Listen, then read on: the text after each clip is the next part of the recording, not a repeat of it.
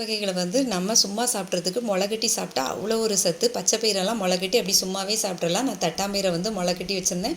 இது வந்து பசங்களுக்கு டேஸ்டியாக கொஞ்சம் குக் பண்ணி கொடுத்தேன்.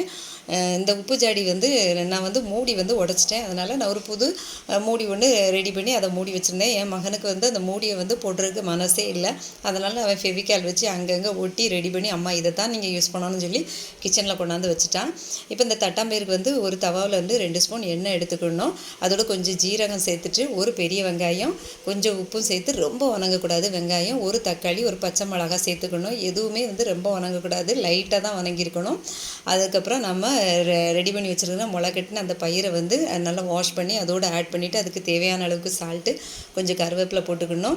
3 நிமிஷம் வேக விட்டுட்டு இறக்கும்போது கொஞ்சம் பெப்பர் போட்டு கொஞ்சம் லெமன் வந்து ஒரு 1/4 லெமன் அளவுக்கு நான் புழிஞ்சு விட்டுக்கிட்டேன். இப்போ வந்து சுவையான தட்டாம்பயிறு, ஹெல்த்தியான தட்டாம்பயிறு ரெடி.